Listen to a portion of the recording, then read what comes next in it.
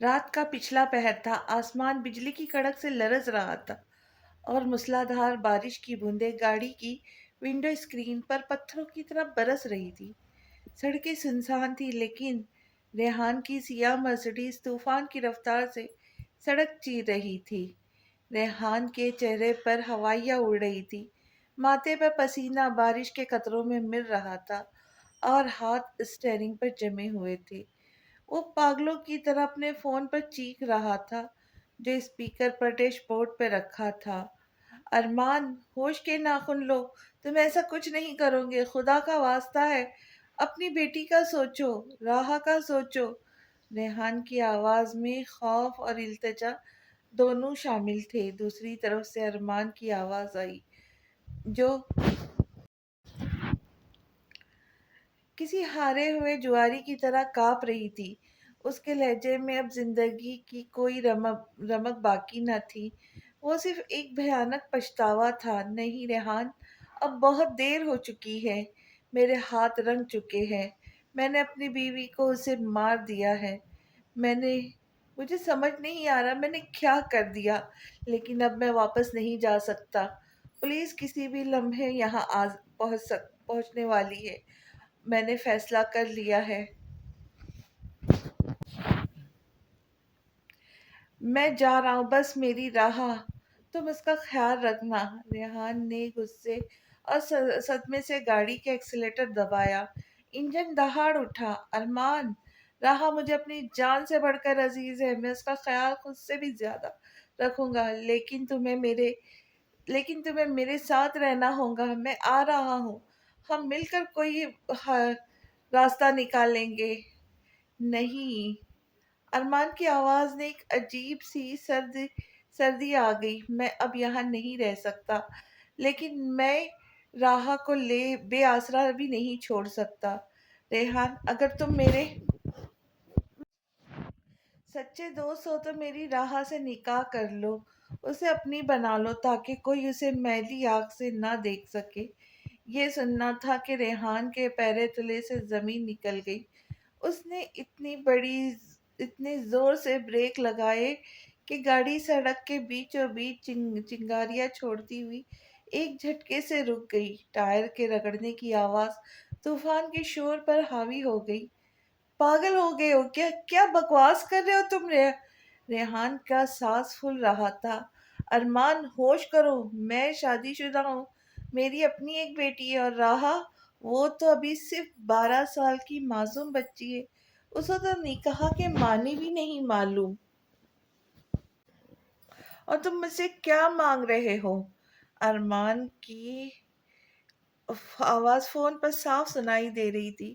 مجھے کچھ سمجھ نہیں آ رہی ریحان، میرے پیچھے دشمن بہت تھے، میرا خاندان اسے نوچ کھائے گا۔ میں اپنی بیٹی کو کسی محفوظ ہاتھوں میں دیکھ کر اس دنیا سے جانا چاہتا ہوں۔ تمہیں ہماری برسوں کی دوستی کا واسطہ، تم بھی تو ابھی جوان ہو، صرف 25 سال کے ہو، کیا ہوا جو تم شادی شدہ ہو؟ تمہاری شرافت پر مجھے بھروسہ ہے میرے یار، صرف تم ہی مجھے سکون سے اس دنیا سے رخصت کر سکتے ہو، ورنہ مجھے مر کر بھی سکون کی نیند نہیں آئے گی۔ بولو، کیا تم میری آخری خواہش پوری کرو گے؟ ریحان کی آنکھوں کے سامنے اندھیرا چھانے لگا۔ ایک طرف اس کا بہترین دوست موت کی دہلیز پر تھا، دوسری طرف ایک ایسی ذمہ داری جو اس کی پوری زندگی بدل کر رکھ دینے والی تھی۔ گاڑی کے کیبن میں حبس اور خاموشی کا ایک ایسا طوفان تھا جس نے ریحان کا دم گھونٹ کر رکھ دیا تھا۔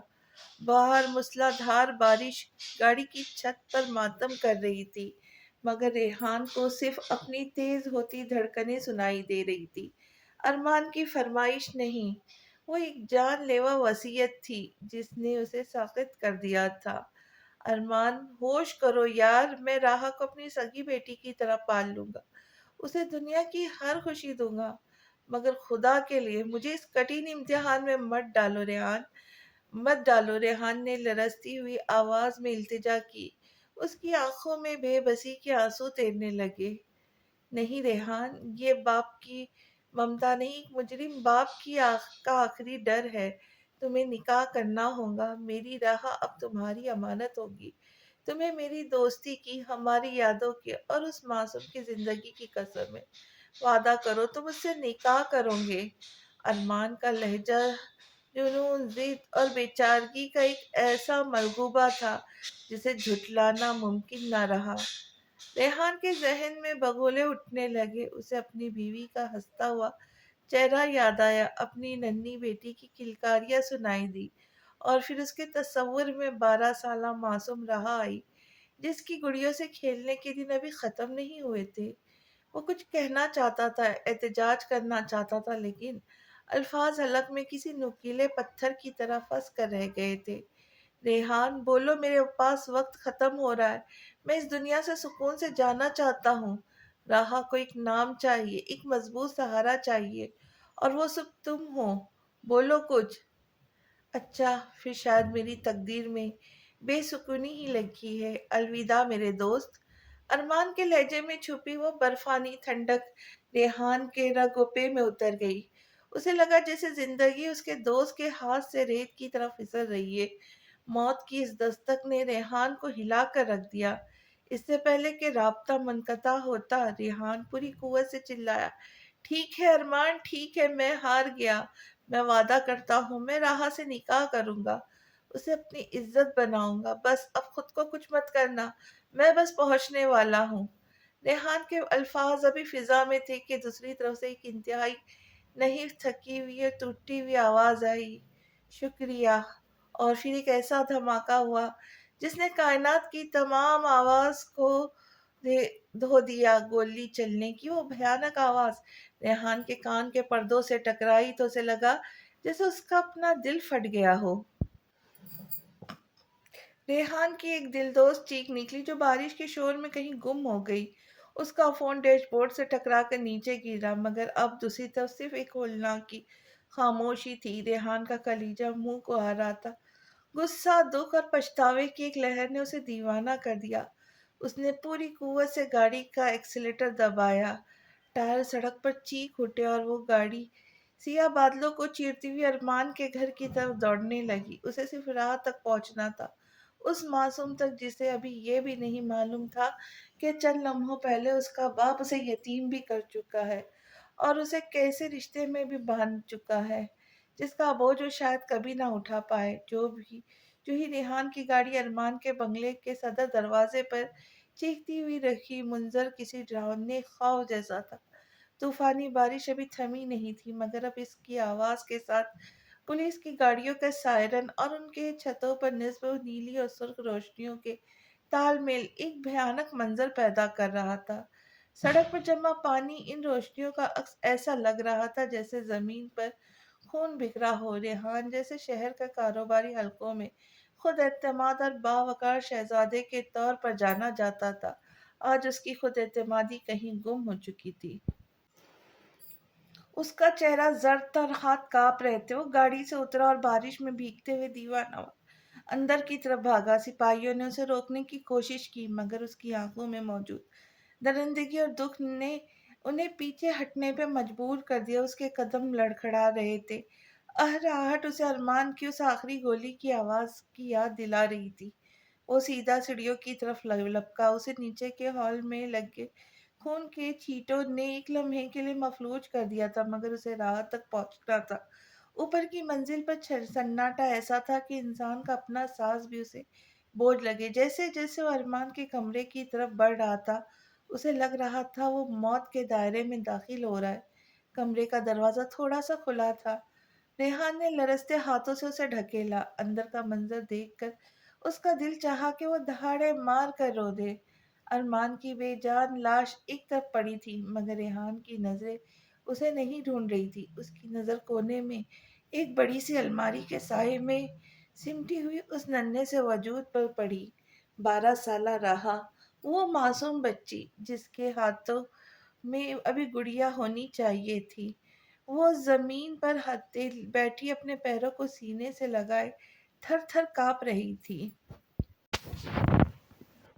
اس کی آنکھیں کھلی تھی، مگر ان میں زندگی کی کوئی رمق نہ تھی، صرف ایک ایسی دہشت تھی جو کسی مضبوط سے مضبوط انسان کا بھی کلیجہ چاک کر دے۔ اس کے سفید کپڑوں پہ خون کے چند چھینٹے اس کی بربادی کی گواہی دے رہے تھے۔ جیسے ہی راہا نے دھندلی آنکھوں سے اپنے ریحان چاچو کو دیکھا، اس کے پترائے ہوئے چہرے پر ایک جنبش ہوئی، وہ جو پچھلے آدھے گھنٹے سے ساکت تھی اچانک ایک لمبی ہچکی کے ساتھ اٹھی اور بھاگ کر ریحان سے لپٹ گئی۔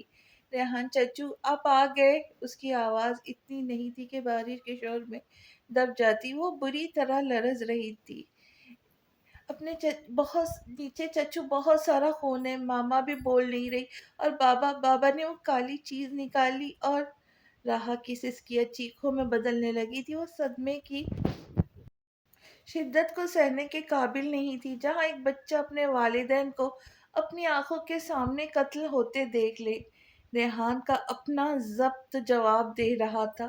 اس کا دل خون کے آنسو رو رہا تھا، مگر اسے پتا تھا اگر وہ ٹوٹ گیا تو راہ بکھر جائیں گی۔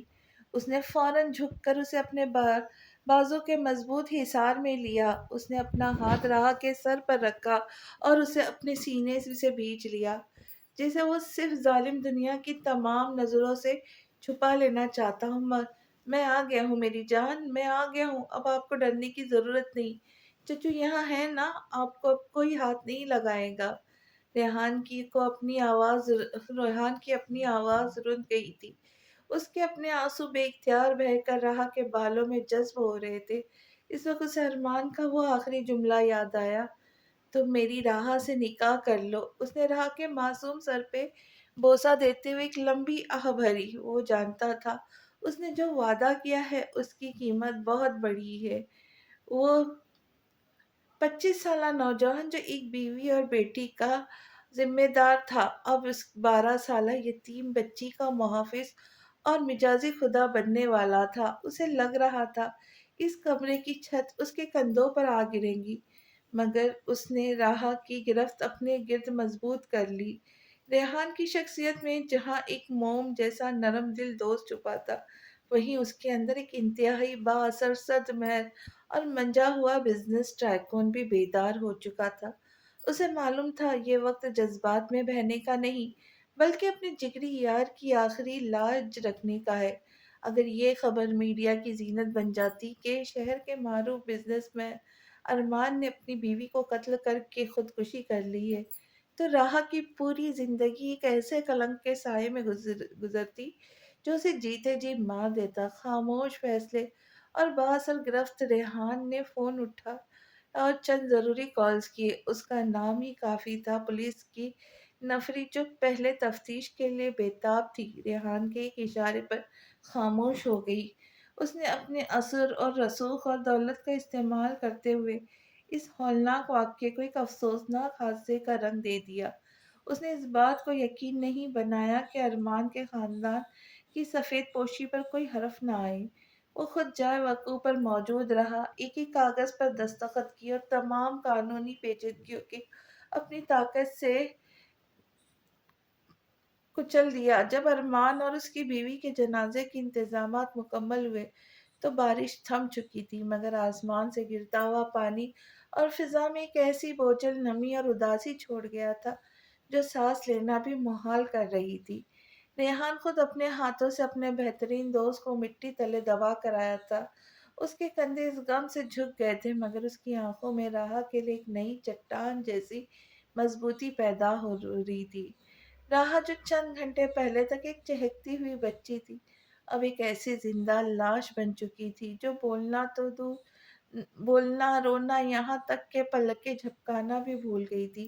اس کی معصوم آنکھوں میں اب صرف ایک خالی پن تھا، ایک ایسا گہرا گڑھا جس میں اس کا بچپن دفن ہو چکا تھا، اور ریحان کے پیچھے پیچھے بالکل اس طرح چل رہی تھی جیسے کوئی سایہ اپنے وجود کے پیچھے چلتا ہے۔ اس کے کوٹ کا ایک کونا تھامے ہوئے تھی، جیسے اسے ڈر ہو کہ اگر اس نے یہ سہارا چھوڑ دیا تو اس دنیا کے شور میں کہیں گم ہو جائیں گی۔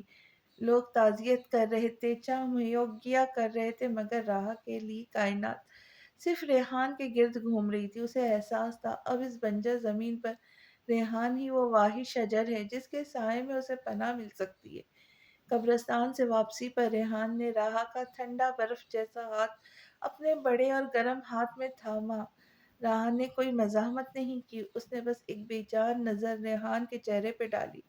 اس کے ساتھ چلنے لگی۔ رہائش نے نہایت نرمی سے گاڑی کا دروازہ کھولا، اسے فرنٹ سیٹ پر بٹھایا اور خود ڈرائیونگ سیٹ پر آ بیٹھا۔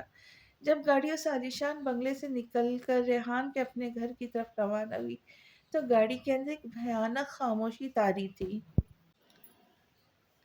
ریحان بار بار کن اکھیوں سے اس چھوٹی سی بچی کو دیکھتا جو کھڑکی سے باہر تیزی سے پیچھے جاتی ہوئی سڑک کو دیکھ رہی تھی۔ وہ سوچ رہا تھا جب وہ اسے گھر لے کر پہنچے گا تو اپنی ماں کو کیا جواب دے گا، اور اس سے بھی بڑھ کر وہ اپنی بیوی کو اس نکاح کے وعدے کے بارے میں کیا بتائے گا۔ گاڑی کی رفتار دھیمی تھی، جسے ریحان اس حقیقت کا سامنا کرنے کے لیے کچھ اور وقت مانگ رہا ہو، مگر راستہ ختم ہونا تھا، زندگی کا ایک نیا کٹھن اور عجیب و غریب باب شروع ہونے کو تھا۔ جب ریحان کی گاڑی کے ٹائر اس کے عالیشان بنگلے کے وسیع و عریض پورچ میں رکے تو فضا میں پھیلی حبس اور نمی کی ناگوار حصے کی گواہی دے رہی تھی۔ بارش اب تھم چکی تھی، مگر درختوں کے پتوں سے گرتے ہوئے پانی کے قطرے سنگ مرمر کے فرش پر گر کر ایک سوگوار تال پیدا کر رہے تھے۔ گھر کا بیرونی حصہ ہمیشہ روشنیوں سے جگمگاتا تھا، مگر آج وہ روشنیاں ریحان کو کاٹنے کو دوڑ رہی تھی۔ اس گھر میں غیر معمولی خاموشی کا راج تھا، کیونکہ ریحان کی بیوی بطول اور ان کی ننھی بیٹی اپنے مائکے گئی تھی۔ گھر کے اندر صرف زبیدہ بی بی، ریحان کی ماں، موجود تھی، جو اپنے بیٹے کی بے وقتی واپسی اور طوفانی بارش کے خوف سے جائے نماز پر بیٹھی اپنے رب سے خیر کی دعائیں مانگ رہی تھی۔ جو ہی ریحان نے لرزتے ہاتھوں سے گھر کا بھاری لکڑی کا دروازہ کھولا، زبیدہ بی بی تسبیح چھوڑ کر کھڑی ہو گئی۔ اس کے سامنے ان کا اکلوتا بیٹا، شہر کا نامور بزنس مین ریحان، کسی ہارے ہوئے سپاہی کی طرح کھڑا تھا۔ اس کے بال بکھرے ہوئے تھے، کپڑے بارش سے تر تھے اور سفید قمیص پر خون کے سوکھے ہوئے نشانات ایک ہولناک کہانی سنا رہے تھے، مگر ان کی توجہ ریحان سے زیادہ اس ننھے وجود پر تھی جو اس کا ہاتھ تھامے کسی بے جان پتھر کی طرح ساکت کھڑی تھی۔ راہا، وہ 12 سالہ بچی جو اس گھر میں زارا کے ساتھ ہنستی کھیلتی چہکتی پھرتی تھی، آج ایک ایسے مرجھائے ہوئے پھول کے مانند تھی جس کی خوشبو اور رنگت کسی ظالم آندھی نے چھین لی ہو۔ اس کی آنکھیں کھلی تھی مگر وہ کچھ دیکھ نہیں رہی تھی۔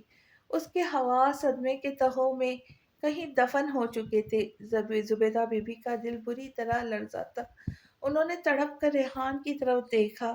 ان کی زبان پر ہزاروں سوال تھے، مگر ریحان کی آنکھوں کی سرخی نے انہیں خاموش کر دیا۔ ریحان نے بنا کچھ کہے راہا کو نہایت نرمی سے صوفے پہ بٹھایا، اس کے سر پر چادر درست کیا اور اپنی ماں کو بازو سے تھام کر اندر کمرے میں لے گیا۔ کمرے کا دروازہ بند ہوتے ہی ریحان کے ضبط کے تمام بندھن ٹوٹ گئے۔ وہ جو باہر ایک چٹان بنا ہوا تھا، اپنی ماں کے سامنے کسی بچے کی طرح ٹوٹ گیا۔ اس نے زبیدہ بی بی کا ہاتھ تھام کر وہ سارا منظر سنایا جو اس کالی رات میں پیش آیا، اور ارمان کا جنون، علیزے کا قتل، وہ آخری فون کال، نکاح کا مطالبہ، اور پھر گولی کا وہ آخری دھماکہ۔ ارمان زبیدہ بی بی کو اپنے سگے بیٹے کی طرح عزیز تھا۔ یہ سن کر کہ وہ ان کا ہنستا بستا بیٹا اس دنیا میں نہیں رہا، اس نے اپنے ہاتھوں اپنے شریک حیات کا خون کیا۔ زبیدہ بی بی دھک سے رہ گئی۔ وہ اپنے منہ پر دوپٹہ رکھ کر سسکیاں لینے لگی۔ میرا بچہ ارمان، یہ ارمان نے ہی کیا کر دیا؟ اس نے راہا کا بھی نہیں سوچا، معصوم اب کہاں جائیں گی؟ وہ روتے ہوئے بولی۔ ریحان نے اپنی ماں کے آنسو پوچھے اور پترائی ہوئی آواز میں کہا، امی، میں نے ارمان کو اس کی آخری سانسوں میں یہ زبان دی کہ میں راہا کا وارث بنوں گا۔ میں نے وعدہ کیا ہے میں اس سے نکاح کروں گا تاکہ اس سے وہ تحفظ اور نام دے سکوں جو اس کا باپ اسے چھین کر چلا گیا ہو۔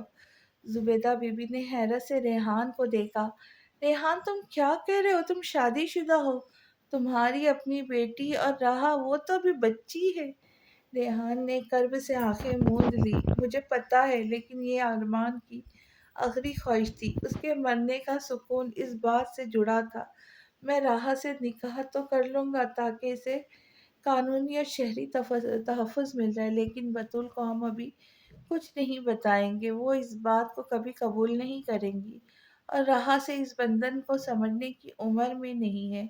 یہ بات اس گھر کی در و دیوار میں تب تک دفن ہوگی جب تک راہا جوان نہیں ہو جاتی۔ زبیدہ بی بی نے اپنے بیٹے کی آنکھوں میں موجود اس گہرے دکھ اور عزم کو دیکھا جو کسی بڑے فیصلے کی نشانی تھا۔ انہوں نے ریحان کانپتے ہاتھوں سے ریحان کے سر پہ ہاتھ رکھا۔ ٹھیک ہے میرے بیٹے، اگر تمہارے دوست کی روح کا سکون اور اس یتیم بچی کی زندگی میں ایسی میں ہے تو میں تمہارے ساتھ ہوں۔ رات کے 2:30 جب دنیا گہری نیند میں تھی، ریحان کے گھر کے کونے میں تاریخ کا سب سے عجیب نکاح ہو رہا تھا۔ ریحان نے ایک معتبر اور پرانے مولوی صاحب کو بلوایا۔ راہا کو لاؤنج سے اٹھا کر اندر لایا گیا۔ وہ اب بھی اس بے حس حرکت حالت میں تھی۔ اسے شاید بھی علم نہیں تھا کہ اس کے ارد گرد کیا ہو رہا ہے۔ جب مولوی صاحب نے ایجاب و قبول کے لیے راہا سے پوچھا تو اس نے محض ایک روبوٹ کی طرح سر ہلا دیا۔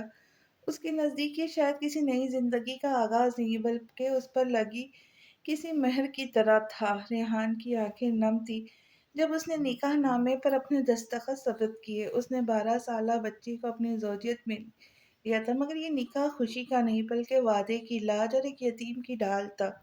مولوی صاحب کے رخصت ہوتے ہی زبیدہ بی بی نے آگے بڑھ کر راہا کو اپنے سینے سے لگا لیا، جیسے وہ اسے کائنات کے تمام دکھوں سے بچا لینا چاہتی تھی۔ ریحان دور کھڑا کھڑکی سے باہر پھیلے اندھیرے کو دیکھ رہا تھا۔ شہر کے سب سے پرسکون اور مہنگے علاقے میں واقع ملک ہاؤس محض سیمنٹ اور اینٹوں سے بنی کوئی عمارت نہیں تھی بلکہ قدیم سلطنت کی علامت معلوم ہوتا تھا۔ اس کے بلند و بالا ستون، وسیع و عرض سبززار اور رات کی خاموشی میں چمکتی روشنی دور سے ہی اس کے مکینوں کے اعلیٰ ذوق اور خاندانی وقار کا گواہی دیتے تھے۔ یہ گھر در حقیقت زبیدہ بیوی کی ہمت اور حکمت کا شاہکار تھا۔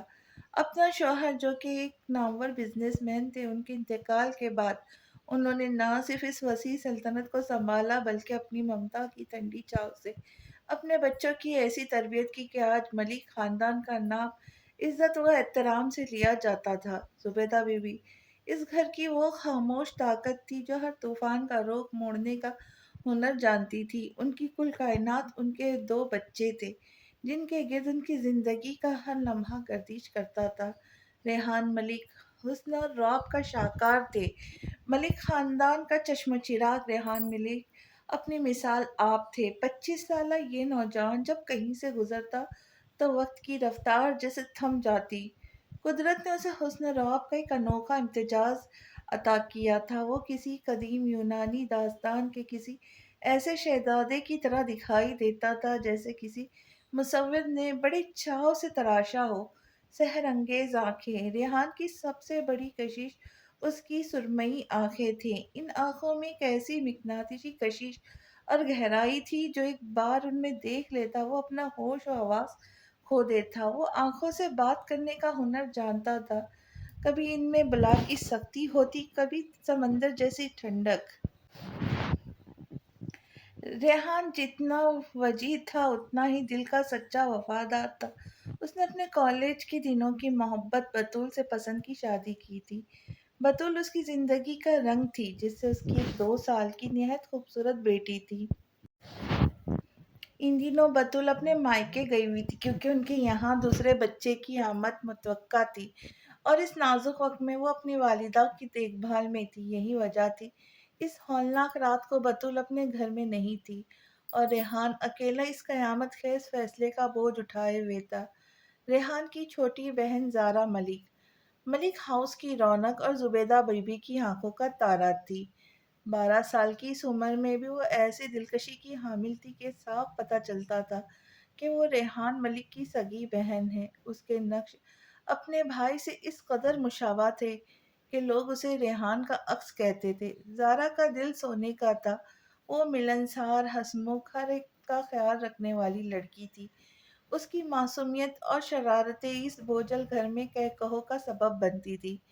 زارا اور راحہ صرف کلاس فیلو ہی نہیں تھی، بلکہ ان کی دوستی مثالی تھی۔ وہ دونوں ایک دوسرے کے بغیر ایک لمحہ نہیں رہتی تھی۔ راحہ کا ملک ہاؤس میں اکثر آنا جانا زارا کی ہی وجہ سے تھا۔ ان دیرنی بچیوں کی اس معصومانہ دوستی نے ہی ارمان اور ریحان کے خاندانوں کو اس قدر قریب کر دیا تھا کہ وہ ایک دوسرے کے دکھ سکھ کے ساتھی بن گئے تھے، مگر زارا اس بات سے بالکل بے خبر تھی کہ اس کی سب سے بہترین سہیلی اب اس کی سہیلی نہیں، بلکہ اس کے بھائی کے نکاح میں آ کر اس کی بھابھی بن چکی ہے۔ یہ خاندان جو وقار اور سکون کی علامت تھا، اب ایک ایسے موڑ پر کھڑا تھا جہاں ایک چھپا ہوا راز اس کی بنیادوں کو ہلا دینے والا تھا۔ مولوی صاحب کے رخصت ہوتے ہی ملک ہاؤس کے در و دیوار پہ کسی بوجھل اور اذیتناک خاموشی چھا گئی جو لفظوں میں بیان کرنا ناممکن تھا۔ زبیدہ بی بی نے بوجھل دل کے ساتھ راحہ کا ہاتھ تھاما، جو کسی کٹ پتلی کی طرح ان کے پیچھے چلنے لگی، اور اسے لے جا کر زارا کے کمرے میں دوسرے بیڈ پر لٹا دیا۔ راحہ، جس کا وجود صدمے، خوف و تھکن سے نڈال ہو چکا تھا، بنا کچھ کہے، بنا کوئی سوال کیے بستر پہ گرتے ہی ایک ایسی گہری نیند کے آغوش میں چلی گئی جس میں سکون تو نہیں تھا، مگر شاید تھوڑے دیر کے لیے تلخ حقیقت سے فرار ضرور تھا۔ دوسری طرف ریحان اپنے کمرے کی بالکنی میں کھڑا اندھیرے سے اجالے کی طرف بڑھتے آسمان کو دیکھ رہا تھا۔ دور افق سے سورج کی پہلی کرن نمودار ہو رہی تھی، جو کائنات کے لیے روشنی کے پیغام تھی، مگر ریحان کے لیے سویرا زندگی کی مشکل ترین امتحان لے کر آیا تھا۔ بارش رک چکی تھی، مگر اس کے اپنے اندر، اس کے وجود کے اندر جذبات کا ایک ایسا ریلا تھا جو تھمنے کا نام نہیں لے رہا تھا۔ اس کے ذہن کے پردے پہ بار بار بطول کا چہرہ ابھر رہا تھا۔ بطول، وہ عورت جس سے اس نے اپنی پسند سے شادی کی تھی، جو اس وقت ایک نازک مرحلے سے گزر رہی تھی اور بہت جلد ان کے دوسرے بچے کو جنم دینے والی تھی۔ بطول کو جب پتہ چلے گا کہ میں نے اس کی غیر موجودگی میں اس کی سہیلی کی بیٹی، اس کی ننھی راحہ اور زارا کی کلاس فیلو سے نکاح کر لیا ہے، تو اس پر کیا گزریں گی؟ کیا وہ اس حقیقت کو سمجھ پائیں گی؟ ریحان نے شدت غم سے اپنی سرمئی آنکھیں موند لی۔ اس کا دل ہتھوڑے کی طرح سینے میں بج رہا تھا۔ وہ ایک طرف اپنی حاملہ بیوی کو کسی بھی قسم کی ذہنی صدمے سے بچانا چاہتا تھا، دوسری طرف اس پر اس نکاح کا بوجھ تھا جس کا وعدہ اس نے ایک مرتے ہوئے شخص سے کیا تھا۔ وہ جانتا تھا اگر یہ سچ ابھی باہر نکلا تو اس کا ہنستا بستا گھر اجڑ سکتا ہے۔ اس نے گہرا سانس لیا اور مٹھیاں بھیج کر ایک کٹھن فیصلہ کیا۔ راحہ اس گھر میں صرف زارا کی سہیلی اور ملک ہاؤس کی بیٹی بن کر رہے گی۔ ہمارے اس شرعی بندھن کا راز صرف میرے اور امی کے درمیان رہے گا جب تک راحہ اپنی سمجھ بوجھ کے قابل نہیں ہو جاتی۔ کوئی تیسرا انسان اس سچ تک نہیں پہنچ پائے گا۔ اس لمحے زارا کے کمرے کا دروازہ آہستہ سے کھلا۔ وہ اپنی نیند سے بوجھل آنکھوں کو ملتی ہوئی باہر نکلی، مگر جب اس کی نظر لاؤنج میں کھڑے اپنے بھائی اور پھر اپنے کمرے کے کھلے دروازے سے اندر موجود راحہ پر پڑی تو اس کی نیند فوراً اڑ گئی۔ وہ بھاگتی ہوئی ریحان کے پاس آئی اور اس کا بازو جھنجھوڑ کر پریشانی سے پوچھنے لگی، بھائی، راحہ یہاں اس وقت اور یہ اس طرح بے ہوشی کی حالت میں کیوں سو رہی ہے؟ اس کے کپڑے اتنے خراب کیوں ہیں اور آپ ابھی تک جاگ رہے؟ بھائی، یہ سب کیا ہے؟ راحہ کی ماما اور بابا کہاں ہیں؟ زارا کے معصوم اور پے در پہ سوالات ریحان کے سینے میں تیروں کی طرح پیوست ہو رہے تھے۔ وہ اپنی بہن کو کیسے بتاتا کہ اس کی سب سے بہترین سہیلی کے والدین اب اس دنیا میں نہیں رہے؟ وہ اسے کیسے سمجھاتا کہ جس لڑکی کے ساتھ وہ کل تک اسکول میں کھیلتی تھی، اب وہ اس کے بھائی کی زوجیت میں آ چکی ہے؟ ریحان نے ایک لمحے کے لیے نظریں چرائی، پھر بڑی مشکل سے اپنے چہرے پر ایک مصنوعی مسکون سجائے ہوئے زارا کے کندھے پہ ہاتھ رکھا۔ زارا، راحہ کے گھر میں ایک چھوٹا سا حادثہ ہوا ہے، وہ کچھ دن ہمارے پاس ہی رہیں گی، تو مجھے کچھ مت پوچھنا، بس اس کا خیال رکھنا۔ اس کی آواز میں ایک ایسی لرزش تھی جسے زارا کے معصومیت نے نہ سمجھ سکی، مگر ملک ہاؤس کی فضاؤں نے اسے محسوس کر لیا تھا۔ ریحان کے پاس اس وقت اپنی بہن کے ان گنت سوالوں کا کوئی جواب نہیں تھا۔ अपनी बहन के अनगिनत सवालों का कोई तसल्ली बख्श जवाब नहीं था, सिवाय एक गहरी खामोशी के। सूरज की सुनहरी किरणें अब मलिक हाउस के ऊंचे सतूनों और वसी व अरीज खिड़कियों से छन छन कर अंदर आ रही थी, जिससे रात की हौलनाकी और उदासी कुछ हद तक कम होती हुई महसूस हो रही थी। ड्राइंग हॉल की फिजा में अब रात वाले तूफान की कसक तो थी, मगर जुबैदा बीबी की मौजूदगी में वहाँ एक सुकून सा भर दिया था। नाश्ते की मेज पर जुबैदा बीबी ने राहा का ख्याल रखा। वो जानती थी उस नन्ही सी जान पर क्या क्या कयामत गुजरी है, इसलिए उसे बार बार अपनी मोहब्बत भरी बातों से बहला रही थी। ज़ारा भी अपनी बेहतरीन सहेली को अपने पास पाकर खुश थी। वो उसे मसरूफ़ रखने के लिए इधर-उधर की बातें कर रही थी। राह जो सुबह तक बिल्कुल साफ थी, अब उन सब की मोहब्बत देखकर कुछ नॉर्मल होने लगी।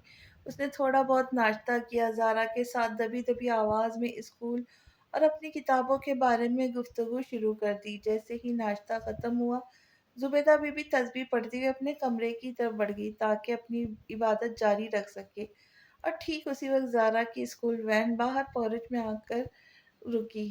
ज़ारा ने जाते-जाते राहा को ज़ोर से गले लगाए, उसे ढेरों तसल्लियाँ दी कि वापस आकर ढेर सारी बातें करेंगे। अब हॉल में सिर्फ रेहान और राहा रह गए थे। रेहान जो काफ़ी देर से दूर खड़ा खामोशी से उस 12 साला बच्ची को देख रहा था, जो अब कानूनी तौर पर उसकी शरीके हयात बन चुकी थी।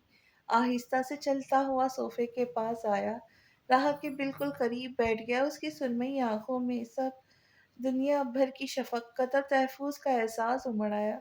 उसने निहायत नरमी से राहा का हाथ अपने बड़े हाथ में लिया और बहुत प्यार से, राहा मेरा बच्चा, अब मेरी एक बात याद रखना, अब आपने बिल्कुल भी सैड नहीं होना।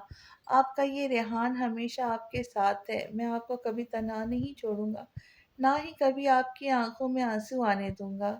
राहा ने अपनी बड़ी-बड़ी मासूम आँखों से उसे देखा, जैसे उसके लफ्ज़ों में अपना बचा-कुचा जहाँ तलाश कर रही हो।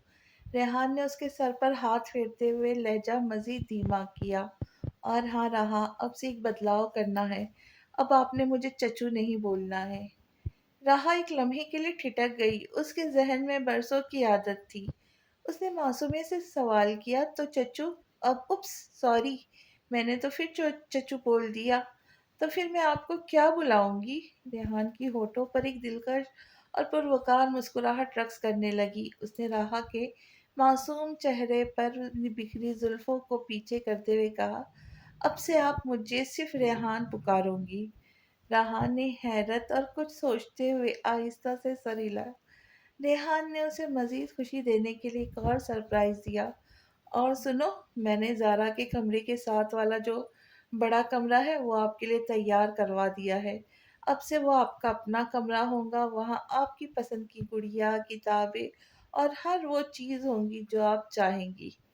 ये सुनकर राहा के चेहरे पे पहली बार एक हकीकी खुशी की लहर दौड़ी। वो सदमों की तहों से निकलकर जज्बात की रो में बह निकली और झपट कर रेहान के गले लग गई। उसके नन्हे हाथों ने रेहान के कोट को मजबूती से थाम लिया। थैंक यू रेहान जान। मगर अगले ही पल उसे याद आया उसने क्या कह दिया। वो शर्मिंदगी से थोड़ी पीछे हटी, अपना निचला होठ दांतों तले दबाया, नजरें झुकाकर कहने लगी, सॉरी रेहान, वो मुझे पहले चचू जान कहने की आदत थी ना। तो जबान से रेहान के साथ भी जान निकल गया। रेहान का दिल उसकी बेसाख्ता पुकार पर मुट्ठी में आ गया। वो रेहान जान का लफ्ज उसे अपनी रूह तक उतरता महसूस हुआ। उसने राहा के चेहरे को अपने दोनों हाथों के प्यालों में भरा और बहुत राजदाराना अंदाज में उसके कान के करीब होकर सरगोशी की। कोई बात नहीं मेरा बच्चा, शर्मिंदा मत हो। जब यहाँ कोई ना हो, जब हम बिल्कुल अकेले हो, तब तुम मुझे रेहान जान बोल सकती हो। मुझे सुनकर बहुत अच्छा लगेगा, ठीक है? राहा के होठों पर एक प्यारी सी मुस्कुराहट फैल गई। उसने अपनी नीली आंखों में एक चमकीली नई चमक लिए जवाब दिया, ठीक है रेहान जान। रेहान अभी राहा के मासूम बातों में खोया ही था कि उसके महंगे मोबाइल की रिंगटोन पूरे कमरे में गूंजती हुई। उसने जेब से फ़ोन निकाला तो स्क्रीन पर बतूल का नाम चमक रहा था। रेहान के दिल की धड़कन एक लम्हे के लिए थम सी गई। एक तरफ गुजरी रात का वो हौलनाक कर्ब था, दूसरी तरफ जिंदगी की एक नई खुशी दस्तक दे रही थी। रेहान ने फोन कान से लगाया तो दूसरी तरफ से बतूल की पुरजोश और थकी हुई आवाज सुनाई दी। रेहान, जिस घड़ी का हमें इतने महीनों से इंतजार था वो बाला आखिर आ गई। मुझे दर्द शुरू हो गए। मैं भाई और मम्मा के साथ अस्पताल जा रही हूँ। आयत अभी घर पर ही है। आप जल्दी से अस्पताल पहुंच जाए। मैं बहुत खुश हूँ रेहान। बतूल ने खुशी के आलम में फोन बंद कर दिया, लेकिन रेहान वही साकित खड़ा रह गया। उसके जहन में जज्बात का एक ऐसा तलातुम बरपा था जिसे अल्फाज में बयान करना नामुमकिन था। एक तरफ उसका बेहतरीन दोस्त दुनिया से जा चुका था, दूसरी तरफ उसके अंदर एक नया फूल खिलने वाला था। रेहान ने फोन जेब में रखा और अपने सामने बैठी राहा की तरफ देखा, जो अपनी बड़ी बड़ी नीली आंखों से उसे खामोशी से देख रही थी। रेहान ने आगे बढ़कर निहायत मोहब्बत और शफकत से राहा के माथे पे बोसा दिया, जैसे वो इसे यकीन दिला रहा हो हालात जो भी हो उसे कभी अकेला नहीं छोड़ेगा। रहा मेरा प्यारा बच्चा, आप अब हिम्मत से काम लेना, अपना बहुत ख्याल रखना है। मैं अभी अस्पताल जा रहा हूँ। म- मैं बतूल आयत और आपके छोटे से बेबी को लेकर जल्दी वापस आऊंगा। अब इस घर में रौनक दोबारा लौट आएगी। राहा ने मासूमियत से सर हिलाया, हालांकि उसके नन्हे से दिल में अब भी अपने माँ बाप की कमी का एक गहरा जख्म था। मगर रेहान की बातों ने उसे एक अजीब सा तहफ़्फ़ुज़ फराहम कराया था। रेहान ने फौरन अपनी माँ जुबैदा बीबी को आवाज़ दी। वो तस्बीह छोड़कर फौरन बाहर आ गई। जब रेहान ने उन्हें बतूल की कॉल और अस्पताल जाने का बताया तो उनके चेहरे पे भी खुशी की लहर दौड़ गई। जुबैदा बीबी ने राहा को दोबारा गले लगाए, उसे प्यार किया और मुलाजिमा को ताकीद की कि वो राहा का खास ख्याल रखे। रेहान जुबैदा बीबी तेजी से रिपोर्ट पोर्च की तरफ बढ़े। गाड़ी स्टार्ट करते हुए रेहान के जहन में कई सवाल गर्दिश कर रहे थे।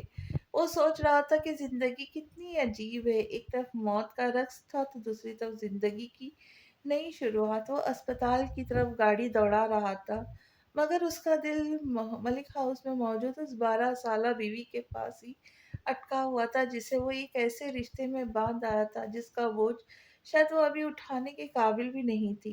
अस्पताल पहुंचकर अब उसे एक नई मुस्कुराहट ओढ़नी थी। उसे अपनी बीवी बतूल का हौसला बनना था, जबकि उसके अपने अंदर पिछली रात का वो तूफान अभी थमा नहीं था। अस्पताल की फिजा में एक अजीब सी बू और खामोशी थी, मगर गायनी वार्ड के इस मखसूस कमरे के बाहर कदमों की चाप और धड़कनों का शोर तेज था। रेहान, मलिक और जुबेदा बीबी कॉरिडोर में खड़े बेचैनी से इस लम्हे का इंतजार कर रहे थे, जो गम की सियाह चादर को खुशी की रोशनी से बदल दे। अचानक कमरे का दरवाजा खुला। एक नन्ही सी मासूम सी रोने की आवाज फिजा में गूंजी। वो आवाज सुनते ही रेहान की आंखों से जब्त के बंधन टूट गए। आंसू बह निकले। ये महज एक बाप बनने की खुशी नहीं थी, बल्कि पिछली रात की हौलनाक कर्ब से मिलने वाली एक मोहल्लत थी। नर्स बाहर आई। उसके चेहरे पे मुस्कुराहट थी। मुबारक हो रेहान साहब, अल्लाह ने आपको चांद से बेटे से नवाजा है। जुबैदा बीबी ने वहीं फर्श पर गिरकर सजदे शुक्र अदा किया। रेहान ने कांपते हाथों से अपने बेटे को लिया, जो नर्स की गोद में सफेद नरम तौलिए में लिपटा हुआ था। उसकी बंद आंखें और नन्हे से हाथ देखकर रेहान को लगा जैसे कायनात ने उसे माफ कर दिया हो।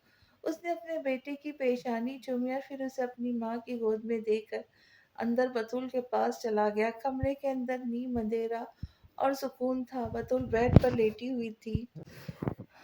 उसका चेहरा जर्द था, मगर आंखों में ममता की वो चमक जो दुनिया की तमाम थकन मिटा देती थी।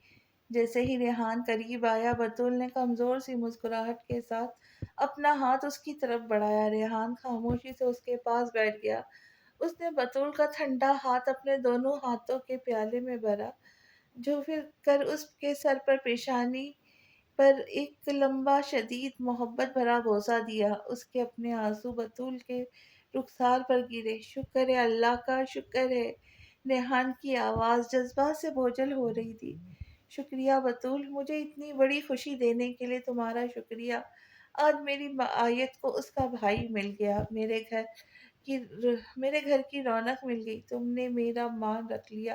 بتول بتول نے بڑی مشکل سے ہاتھ اٹھا کر ریحان کے آنسو پوچھے۔ وہ سمجھ رہی تھی یہ صرف خوشی کے آنسو نہیں ہیں، وہ یہ نہیں جانتی تھی کہ ریحان کے سینے میں ارمان کی موت اور راحہ کے نکاح کا کتنا بڑا راز دفن ہے۔ ریحان، آپ نے اسے دیکھا؟ بتول نے دبی آواز میں پوچھا۔ وہ بالکل آپ جیسا ہے، وہی آنکھیں، وہی نقش۔ ریحان نے دوبارہ اپنے بیٹے کی طرف دیکھا جو بتول کے پہلو میں لیٹا ہوا تھا۔ اسے یاد آیا کہ گھر پر راحہ یتیم ہو کر بیٹھی ہے اور یہاں یہاں اس کا اپنا بیٹا شہزادوں کی طرح خوش آمدید کہا جا رہا ہے۔ اس تضاد نے ریحان کے دل کو چیر کے رکھ دیا۔ اس نے دل ہی دل میں عہد کیا کہ وہ اپنے بیٹے کو جتنی خوشیاں دے گا، راحہ کو کبھی بھی کسی کمی کا احساس نہیں ہونے دوں گا۔ پورے ہسپتال میں مٹھائیاں بانٹی جانے لگی۔ ملک خاندان کے قریبی لوگ اور بتول کے گھر والے جمع ہو گئے۔ ہر طرف کہے مبارکبادیاں تھی، مگر اس ہنگامے کے بیچ ریحان کے ذہن میں بار بار ملک ہاؤس کی اس دیوار کی طرف جا رہا تھا جہاں اس نے راحہ کو چھوڑا تھا۔ زبیدہ بی بی نے بچے کے کان میں اذان دی اور اسے پیار کیا۔ آیت بھی اپنی چھوٹی سی گڑیا جیسی شکل لیے اپنے بھائی کو دیکھ کر نہال ہو رہی تھی۔ ریحان اس سب کا حصہ تو تھا، مگر اس کی روح دو حصوں میں تقسیم ہو چکی تھی۔ وہ سوچ رہا تھا جب بتول اس ننھے فرشتے کے ساتھ گھر کی دہلیز پار کرے گی اور وہاں راحہ کا سامنا ہوگا تو میں اسے کیا بتاؤں گا؟ کیا میری یہ خوشی اس سچائی کو چھپا پائے گی؟ کیا ریحان بتول کو راحہ اور اپنے رشتے کا سچ بتا پائے گا، یا سچ چھپانے میں کامیاب ہوگا؟ ملتے ہیں اس حقیقت کو جاننے کے لیے اگلی قسط میں۔ تب تک کے لیے خوش رہے، خوشیاں بانٹے، اور جانے سے پہلے چینل کو ضرور سبسکرائب کریں، اور ویڈیو پسند آئے تو لائک کریں، زیادہ پسند آئے تو شیئر بھی ضرور کریں، اور کمنٹ بھی کر کے حوصلہ افزائی کریں۔ تو ملتے ہیں اگلی قسط میں، تب تک کے لیے اللہ حافظ۔